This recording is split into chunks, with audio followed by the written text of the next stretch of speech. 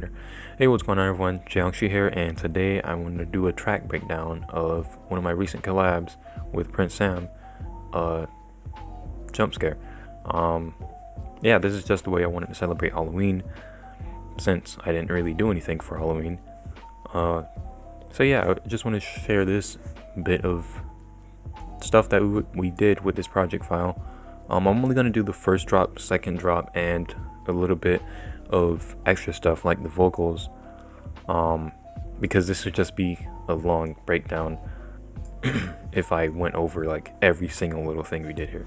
So yeah, this project is a little unorganized. I apologize for that. Projects will be getting a lot nicer looking later on because I've been getting a lot more organized lately.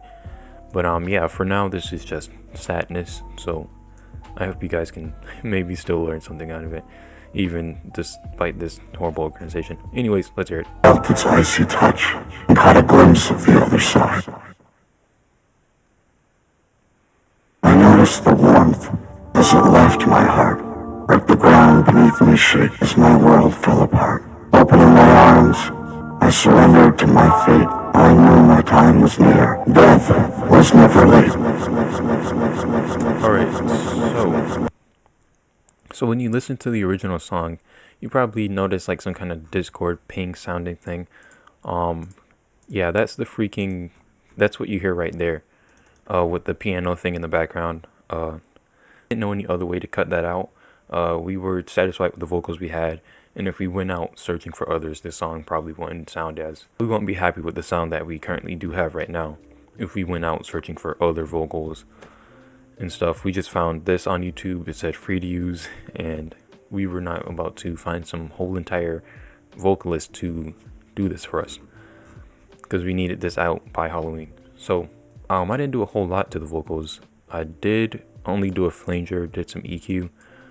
So the exact preset I used was Vex Fifths. I didn't change anything, just Vex Fifths. It gave us this dark sound. It wouldn't make sense to turn it back on or turn it on again, but let's hear it with two flangers. Yeah, that's not really good sounding. Though we do have some EQ going on, just getting a bunch of the harsh stuff out. Some delay here, just coming in and out, because in some parts the delay is it's a little too much in some parts, which is why it kind of fades in and out here and there. So that's what we have going on with the vocals for this part of the song, at least. Then we also have it coming right here in the build up. I really like this impact that we did here with how it just, the last part of the vocals kind of add impact to the pre-dropper, if that makes any sense. Like, before he pushed me back. I don't know, I just really like how we implemented that into the song and used it. That moving on to the first drop, we just have these crazy screeches and all kinds of stuff going on here. So right here we have the growl. Let's go over this first because this one is the most crazy in my opinion. So this started off as like, from what I remember, this was some generic cymatics growl. Sound like a generic dubstep growl, just, yeah, what the name says, detuned growl.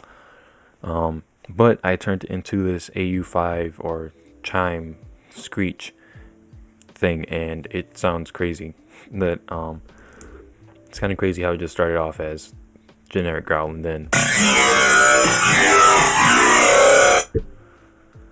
So the only things I really remember doing here is putting on this flanger to give us a more metallic sound, and then EQing out the low frequencies to give us this more vowel-y sound with this little peak right here. Yeah, I was really shocked at the sound that I came out with after like tweaking a bunch of stuff. So yeah, that's what we have for the growl. Let's go over this bass right here that's like doing most of the work. We just have another more metallic-y sound doing its metallic-y things that you do when you are bass. Just, I keep freaking hitting my mic. Just to keep consistency, just to sort of keep a consistency between the basses. You know, if you have this kind of drop that we have going on here, you probably want to have all your metallic basses sounding metallic, not some organic yoy growl, and then you have metallic thing. Unless you transition that properly, you probably didn't want to have that. So we went for another metallic bass here. Again, this is just snatched from cymatics, modified a lot in order to differentiate the sound from the normal cymatic sound, because I'm sure this didn't sound fitting to the track. So I'm not sure if I messed with anything here, but I know that I put, actually, okay, so I did. I know that I put this here, the flanger, in order to get a more metallic sound. And that's really all I can entirely remember doing here. I'm sure I did this mirroring sound. I'm sorry if I'm like completely clueless to as of what I did, but my memory's been being sad recently. Normally I remember stuff.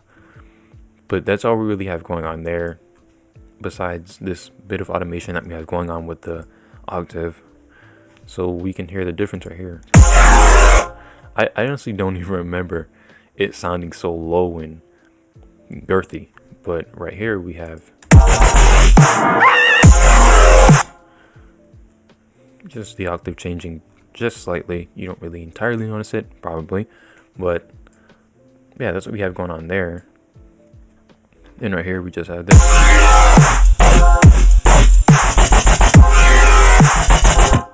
Yeah, we have a whole bunch of chopped up clips just from out of nowhere.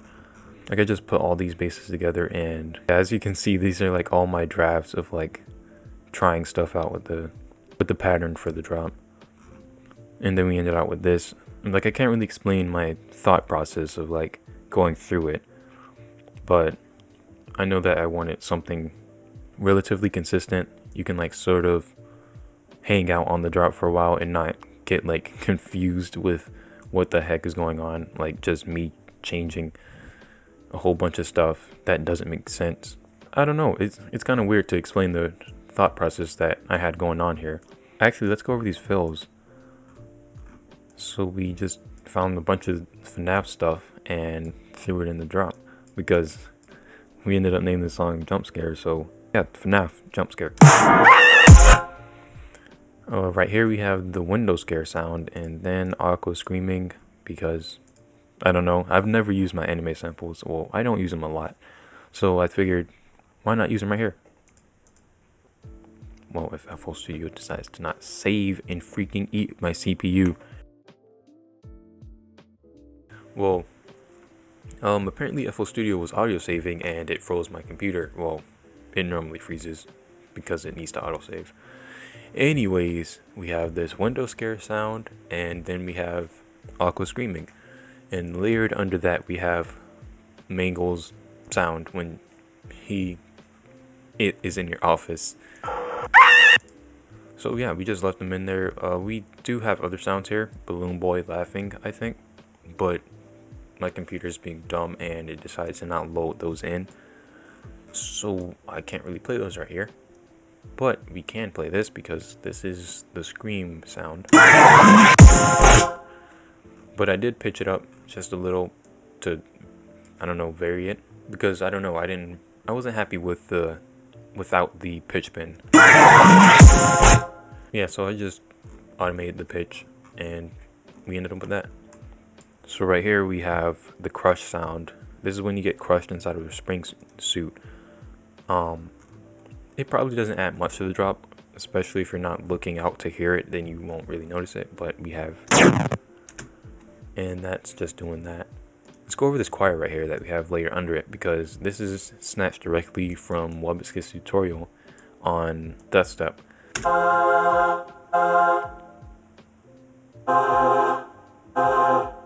Kind of just repeats. It's basically the chords of the song chopped up, and just chopped up a lot.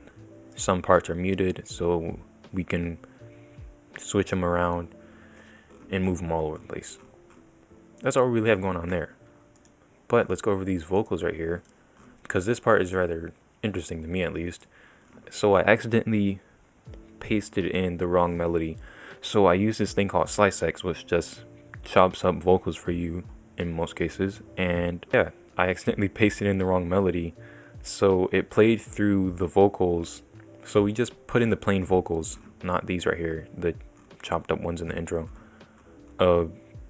Yeah, I just put in the vocals and it played through them, but it played through them with that melody that wasn't for this song. It was actually for a different song that I was writing, but I believe it's in the same key and it ended up fitting this song well, so we just left it in here. I don't think the normal one sounded as great.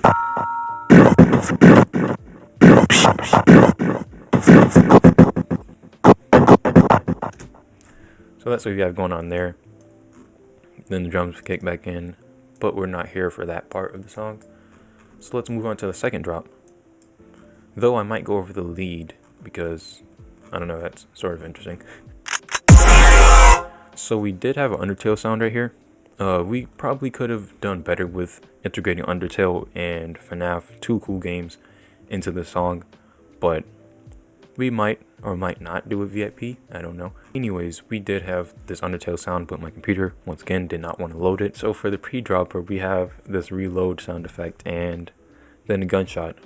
Presumably, someone's getting shot. Just adds a little bit of impact. Maybe you don't hear it, or maybe you'll hear it now. Like, it's kind of there. But anyways, we have the screechies right here because Sam recommended we do just the second drop. Just the basses are a lot more dragged out and not just the same as the intro, because of course that would make the song rather boring. And yeah, at this point in the song, no one would care if it didn't sound different from the first drop. So of course we had to do the variation, and this is what we got. So let's go over this. It's actually nothing really to go over. It's just knowing my drafts. I was putting the notes up, putting the notes down, doing just a whole lot of stuff. And this is what I came up with. We just have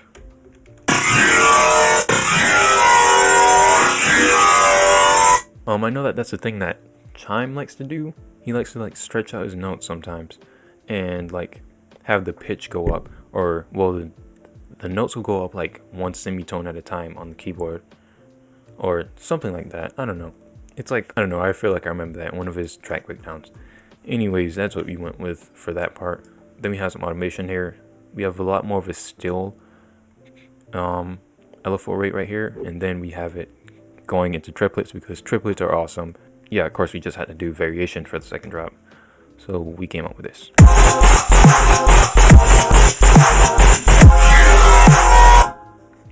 We also have some chants going on here. These are Chime's chants. Very cool, and they actually aren't present in the first drop. Okay, cool. Sorry if I sound so like dumb. I sound like I don't know what I'm talking about, but like, I don't know, my memory's been not as good recently. Normally I remember a lot of things, but recently just my memory hasn't been good to me. There was a fill right here, but my computer just didn't want to load it in again. It's just Balloon Boy saying hello, I believe, or he's either laughing at you, presumably.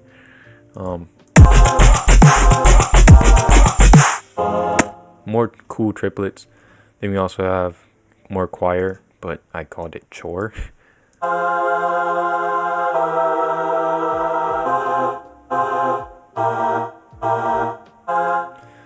And it's just matching the basses pretty much, screaming along with it.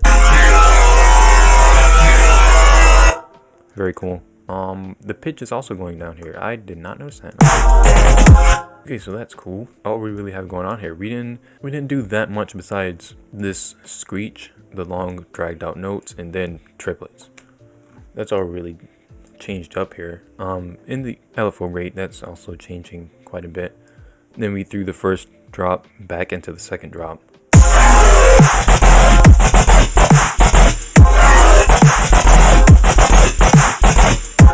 But this time we have some more offbeat stuff.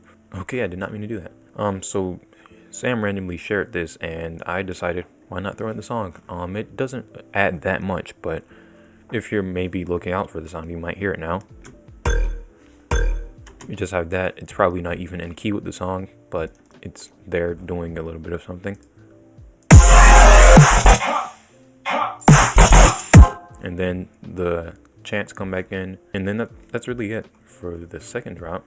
Then we also have the impacts on the ending, which there was another sample here, but freaking computer just decided to not load it in.